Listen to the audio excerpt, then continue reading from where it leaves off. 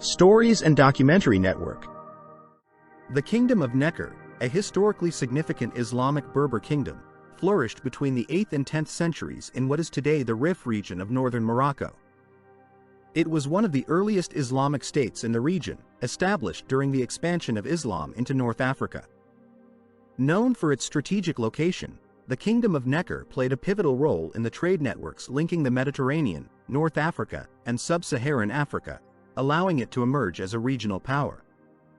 Geographically, Nekor's position in the Rif Mountains gave it a natural defense and access to both coastal and inland trade routes.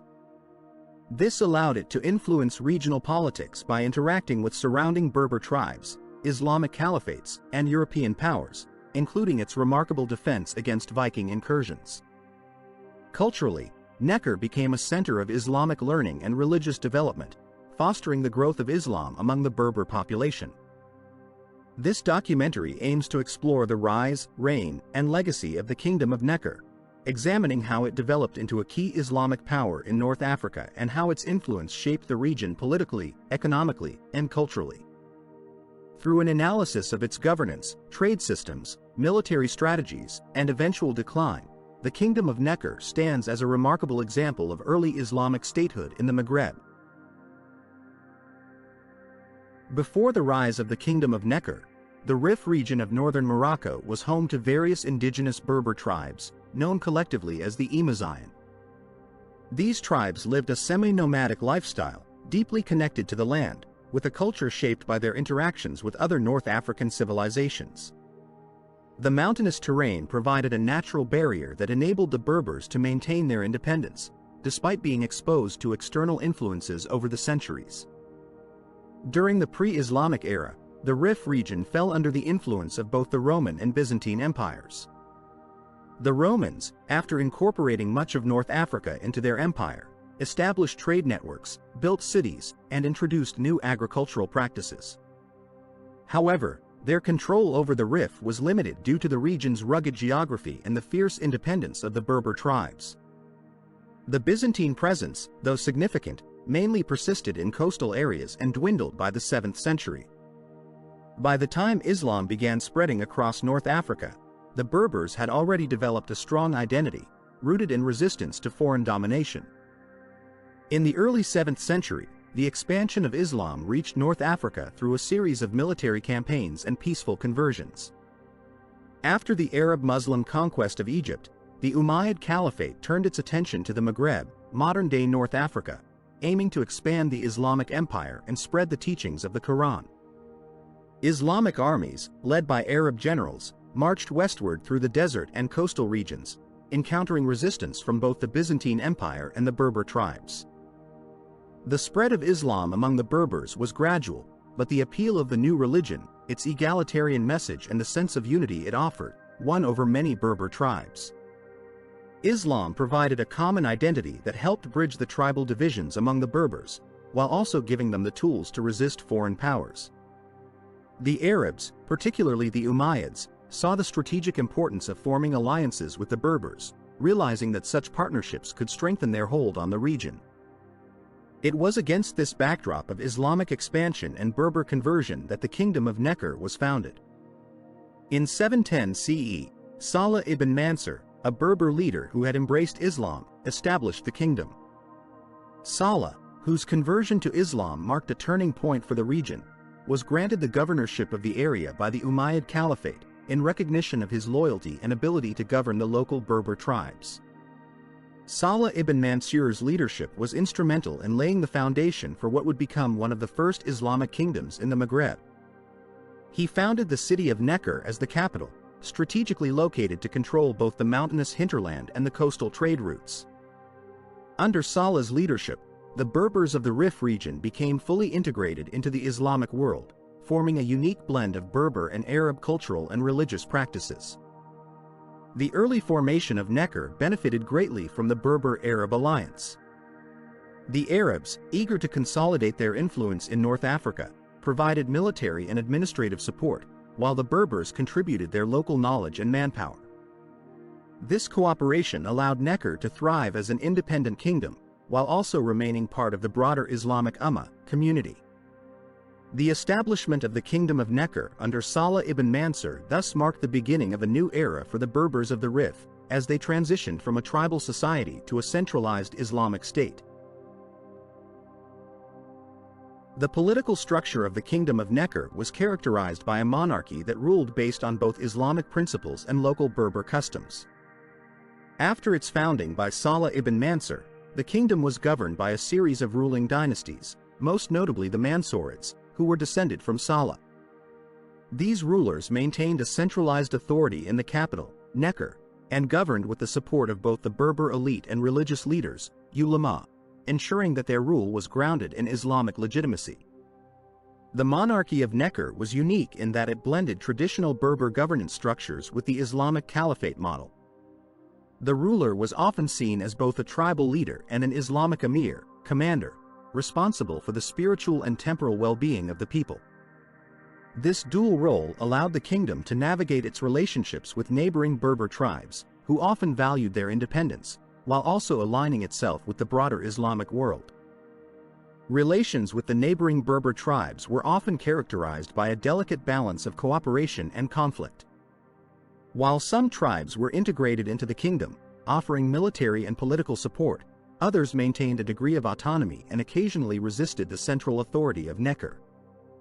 To strengthen their position, the rulers of Nekor fostered alliances with powerful Islamic caliphates, such as the Umayyads of Cordoba and the Abbasids. These alliances helped maintain the kingdom's independence while offering protection against external threats. Governance in Nekor was rooted in Islamic law, Sharia, but was also influenced by pre-Islamic Berber customs. Islamic judges, qadis, were appointed to administer justice, while tribal elders retained a role in local decision-making, ensuring that the kingdom's governance reflected both religious and cultural norms. This combination of Islamic and Berber traditions helped solidify the legitimacy of the ruling dynasty and maintain stability in the region. The Kingdom of Nekor played a crucial role in the spread of Islam throughout the Rif region and beyond. As one of the earliest Islamic states in North Africa, Nekor became a center of religious learning and cultural exchange. The rulers of Nekor actively promoted Islam, encouraging conversion among the local Berber population and establishing religious institutions to reinforce Islamic practices. The construction of mosques and educational institutions was a key aspect of Nekor's development. Mosques served not only as places of worship but also as centers for religious instruction and community gatherings. The establishment of madrasas, Islamic schools, allowed for the education of future Islamic scholars and leaders, ensuring the continued spread of Islamic knowledge throughout the kingdom. One of the most notable aspects of Nekor's religious development was the integration of Sufism, a mystical branch of Islam, with traditional Berber cultural practices.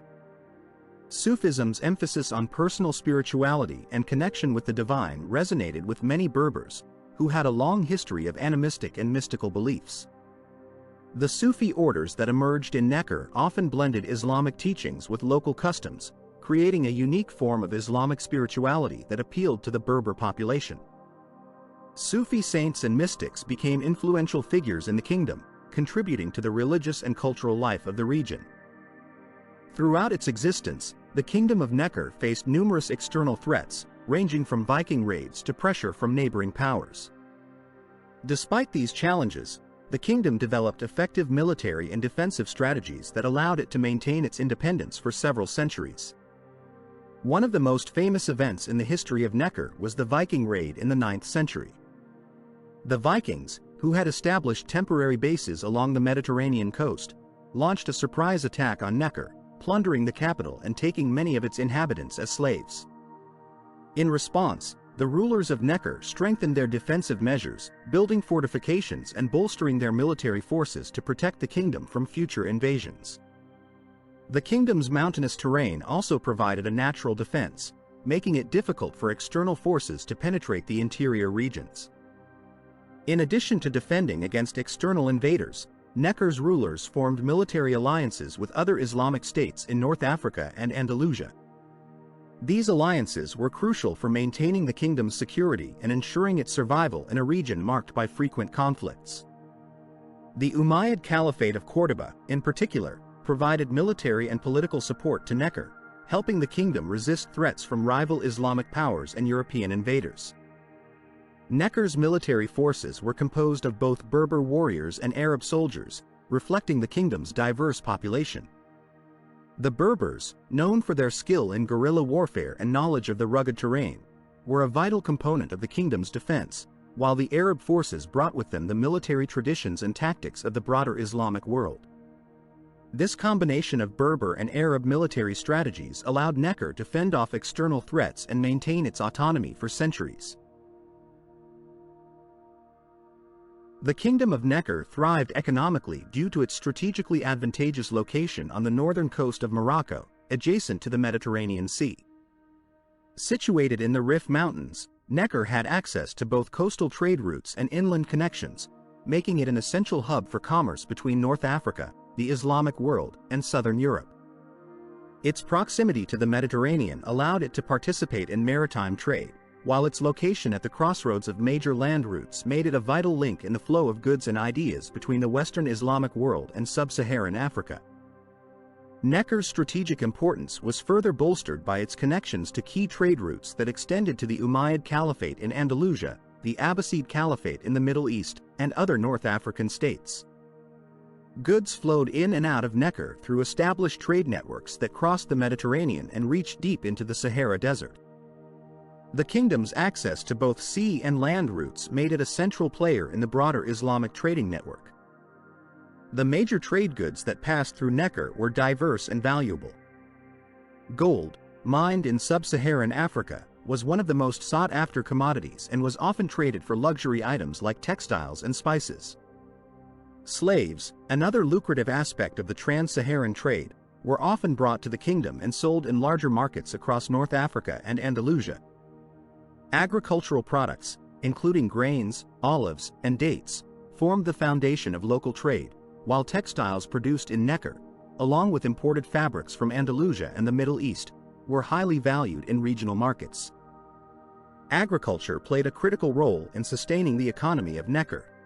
The kingdom's mountainous terrain provided rich soils for farming, particularly in the fertile valleys of the Rif. Berber farmers, who were skilled in cultivating crops suited to the local climate, contributed significantly to the agricultural output of the region. Commonly grown crops included cereals like wheat and barley, as well as olives, figs, dates, and other fruits. In addition to agriculture, natural resource extraction was an important part of the local economy. Timber from the Rif Mountains was valuable for construction and shipbuilding, while the kingdom's access to the Mediterranean provided ample opportunities for fishing. Nekor's rulers implemented efficient water management systems to support agriculture in the often arid environment. Irrigation canals and wells were built to ensure a steady supply of water, allowing farmers to cultivate crops throughout the year and maximize agricultural production. The kingdom's access to the Mediterranean also contributed to its maritime economy. Fishing was a significant industry, with the Mediterranean providing an abundance of fish, which were traded locally and exported to nearby markets. Nekor's coastal position allowed for shipbuilding and the development of maritime trade routes, enhancing its role in the broader Islamic trade network. One of the most significant aspects of Nekor's economy was its involvement in the trans-Saharan trade routes. These trade routes, which connected North Africa to sub-Saharan Africa, facilitated the exchange of goods such as gold, salt, slaves, and ivory. The trans-Saharan trade was one of the primary sources of wealth for the kingdom, as it served as a middleman between the sub-Saharan suppliers and the buyers in the Mediterranean and beyond. The influence of the trans-Saharan trade on Nekor was profound, not only in terms of material wealth but also in cultural and religious exchanges. The flow of goods brought with it the spread of Islamic culture, ideas, and practices, further integrating the kingdom into the wider Islamic world. As traders from the southern regions traveled through Nekor, they brought with them elements of their own cultures, contributing to the kingdom's diverse and cosmopolitan society. Nekor's role in the trans-Saharan trade also helped spread Islam further south into sub-Saharan Africa. As Islamic traders traveled these routes, they carried the religion with them, introducing Islamic practices and values to new regions. This facilitated the spread of Islam in areas like West Africa, where it would later become a dominant force in the region's political and cultural landscape. The Kingdom of Nekor, located in northern Morocco, established significant diplomatic and military relations with the Umayyad Caliphate of Córdoba in Al-Andalus, Iberian Peninsula. The Umayyad Caliphate, which was a powerful Sunni state, had interests in maintaining influence and stability in the Maghreb region. Nekor's alignment with the Umayyads was partly motivated by the desire to secure political legitimacy and support in the face of local and regional challenges. The relationship between Nekor and the Umayyad Caliphate was characterized by mutual cooperation. Nekor benefited from the Umayyads' support in various forms, including military aid and political recognition. This alignment also involved shared religious and cultural ties, as both states adhered to Sunni Islam and engaged in the promotion of Islamic practices. The alliance with the Umayyads provided Nekor with valuable resources and strategic advantages, reinforcing its position in North Africa. In contrast to its alignment with the Umayyads, Nekor's interactions with the Abbasid Caliphate were more complex and often characterized by conflict. The Abbasids, based in Baghdad, were rivals to the Umayyads and had their own ambitions in the Maghreb region. As a Sunni state with an alliance to the Umayyads, Nekor found itself at odds with the Abbasid Caliphate, which sought to extend its influence across North Africa. Nekor's military and political interactions with the Abbasids involved both confrontations and negotiations. The kingdom had to navigate the geopolitical tensions between the two caliphates, balancing its alliances and managing external pressures. While there were periods of direct conflict with Abbasid forces, there were also instances of diplomatic engagement aimed at mitigating tensions and securing favorable terms for the kingdom. The Kingdom of Nekor's relations with local Berber tribes and kingdoms were marked by a combination of alliances and conflicts. The Berbers, or Imazian, were a diverse group of indigenous peoples with their own political and social structures. Nekor's interactions with other Berber kingdoms involved both cooperation and competition. Nekor sought to forge alliances with neighboring Berber tribes to strengthen its position and consolidate power. These alliances were often based on shared interests and mutual benefits, such as trade agreements or military support against common enemies. However, the kingdom also faced conflicts with other Berber factions that resisted central authority or sought to challenge Nekor's dominance. These conflicts were sometimes exacerbated by competing interests and regional rivalries, leading to sporadic battles and political tensions. The Berbers played a crucial role in Nekor's military and government. As the primary indigenous population, the Imazian were integral to the kingdom's administration and defense. The Berber tribes contributed significantly to the kingdom's military forces, providing skilled warriors and local knowledge that were essential for defending the kingdom against external threats and managing internal affairs. In the government, Berber leaders and officials were involved in the administration of the kingdom. Their participation in governance helped to integrate Berber customs and practices with Islamic law, creating a unique political and social framework. This integration was key to maintaining stability and ensuring that the diverse population of Nekor remained cohesive and supportive of the ruling dynasty. One of the most notable interactions between Nekor and European powers was the Viking raids in the 9th century. The Vikings, known for their seafaring raids across Europe and the Mediterranean, targeted Nekor due to its strategic location and economic wealth. The raids, which occurred in 859 CE, were a significant threat to the kingdom's stability. In response to the Viking incursions, Nekor undertook measures to defend its territory. The kingdom focused on strengthening its coastal defenses, enhancing its naval capabilities, and fortifying its cities to repel future attacks. The Viking raids exposed vulnerabilities in Nekor's defense and prompted the kingdom to invest in military improvements. Despite these efforts, the raids had a lasting impact on Nekor's economy and security. Beyond the Viking raids, Nekor's interactions with Christian kingdoms in Europe were limited. The kingdom's primary focus was on regional dynamics and relations with other Islamic states, which left European powers on the periphery of its diplomatic and military concerns. While there were occasional contacts and exchanges, these interactions were relatively minor compared to the kingdom's engagements with neighboring Islamic states and local Berber tribes. In the 9th century, the Kingdom of Nekor encountered a formidable external threat, Viking raids. During this period, the Vikings, renowned for their maritime expeditions and raids across Europe and the Mediterranean, extended their reach to North Africa. Their interest in the wealthy and strategically located Kingdom of Nekor was particularly pronounced due to its economic significance and coastal position. The most notable Viking raid occurred in 859 CE when a fleet of Norse raiders, having established temporary bases in the Mediterranean, targeted Nekor. The attack was meticulously planned and executed, exploiting the kingdom's relatively weak coastal defenses. The Vikings swiftly overran the coastal city of Nekor, looting its treasures, capturing inhabitants, and causing widespread destruction. The impact of the Viking raid on Nekor was profound and multifaceted. Economically, the kingdom suffered a severe blow. The looting and destruction disrupted trade routes, particularly those crucial to Nekor's economy, such as the Mediterranean maritime routes and inland trade connections. The immediate loss of goods and resources, combined with the cost of rebuilding and restoring trade networks, significantly strained Nekor's economy. Militarily, the raid exposed vulnerabilities in Nekor's defenses. The kingdom had to rapidly strengthen its coastal fortifications and enhance its naval capabilities to protect against future attacks. The increased military expenditures required to address these vulnerabilities diverted resources from other crucial areas, further destabilizing the kingdom's economy and internal stability. As Nekor grappled with external threats, it also faced significant internal challenges. The kingdom's expansion and integration of various Berber tribes created a complex socio-political landscape. Local Berber factions, who had long valued their autonomy, often resisted central authority.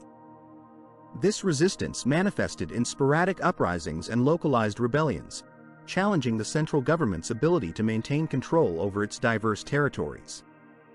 Religious dissent further compounded these internal struggles. The integration of Islamic practices with traditional Berber customs created tensions among different religious groups within the kingdom. Some factions, dissatisfied with the ruling dynasty's interpretation of Islamic law or its governance style, questioned the legitimacy of the rulers. This internal strife was exacerbated by the rise of religious reform movements and rival Islamic sects that sought to challenge the existing order. The culmination of these internal conflicts weakened the central authority of the kingdom. As local leaders gained more power and regional autonomy increased, the central government's ability to effectively govern and respond to external threats diminished. The fragmentation of political control made it increasingly difficult to unify the kingdom and address the pressing challenges it faced. The decline of Nekor was further accelerated by the rise of competing Islamic powers in North Africa. During the 10th century, the Fatimid Caliphate, a Shia Muslim dynasty, began expanding its influence across the region. The Fatimids' expansionist ambitions posed a direct challenge to the Sunni Umayyad Caliphate's dominance in North Africa and created a new geopolitical dynamic that placed additional pressure on Nekor. Similarly, the Idrisid dynasty, which had established a powerful state in Morocco, sought to extend its control over the Rif region, including Nekor. The Idrisids' ambitions and military campaigns further destabilized the kingdom, leading to increased pressure on its already weakened resources. The competition from these neighboring Islamic powers contributed to the weakening of Nekor. As the Fatimids and Idrisids expanded their influence, they encroached upon Nekor's territory and undermined its position in regional politics. The constant pressure from these rival powers strained Nekor's military and economic resources, further eroding its ability to maintain its independence and stability. The Almoravid dynasty, emerging as a dominant force in North Africa in the 11th century, played a decisive role in the fall of Nekor. The Almoravids, a Berber dynasty founded in the Sahara and known for their military prowess and religious fervor, began expanding their influence across the Maghreb region. Their rise marked a significant shift in the regional power dynamics. The Almoravid dynasty capitalized on the instability and fragmentation within North Africa. With a strong military and a unified political and religious vision, the Almoravids sought to consolidate their power and extend their control over key territories. Their expansionist policies brought them into direct conflict with the weakening Kingdom of Nekor. In the early 11th century, Almoravid forces launched a series of military campaigns aimed at consolidating their control over North Africa. Nekor, already weakened by internal strife and external pressures, was unable to mount a successful defense against the Almoravid onslaught. The Almoravids, leveraging their military superiority and strategic advantages, eventually succeeded in annexing Nekor. The transition of power was marked by the integration of Nekor's territories into the expanding Almoravid state. The annexation signified the end of the Kingdom of Nekor as an independent entity. The Almoravids established their own administration and integrated Nekor's lands into their broader political and economic framework. The former kingdom became part of a larger empire that would continue to shape the region's history for centuries to come. The Kingdom of Nekor left a lasting legacy in the cultural and religious landscape of North Africa. As one of the earliest Islamic states in the Rif region in northern Morocco, Nekor played a crucial role in spreading Islam and integrating it with local Berber traditions. The kingdom's embrace of Islam and its promotion of religious institutions contributed significantly to the religious transformation of the region. One of Nekor's major contributions was its role in the dissemination of Islamic practices and beliefs among the Berber population. The establishment of mosques, educational institutions, and Sufi orders helped to entrench Islam in the local culture.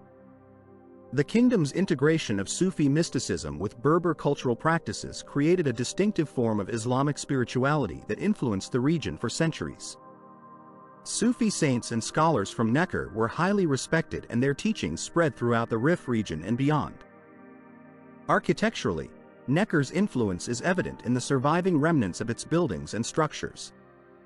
The kingdom's mosques and religious centers, characterized by their unique blend of Islamic and Berber styles, set a precedent for later architectural developments in the region. The incorporation of traditional Berber motifs and construction techniques into Islamic architecture created a distinctive regional style that continued to influence the design of religious and civic buildings in subsequent North African kingdoms. The legacy of Nekor had a significant impact on the development of later North African kingdoms, particularly in terms of governance and statecraft. The Kingdom of Nekor's administrative and military structures provided a model for subsequent Islamic states in the Maghreb.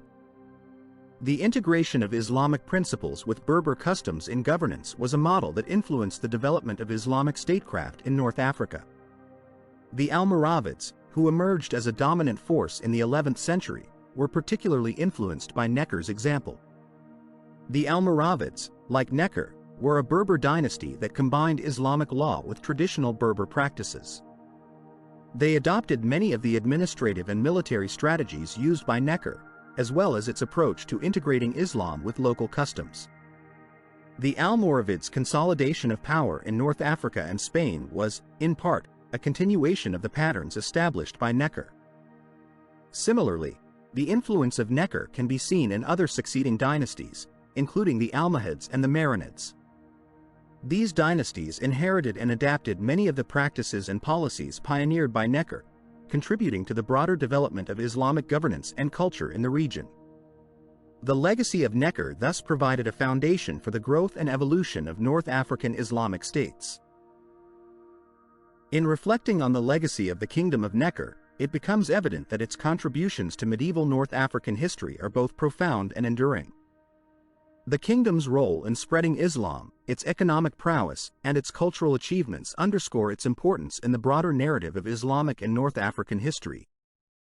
Nekor's story offers valuable lessons on the complexities of state building, cultural integration, and the challenges of maintaining power in a dynamic historical context. The study of Nekor not only enriches our understanding of medieval North Africa but also provides insights into the ways in which states and societies adapt and evolve over time. As we examine the rise, reign, and eventual decline of Nekor, we gain a deeper appreciation for the factors that shape historical development and the enduring legacies that continue to influence contemporary historical and cultural landscapes.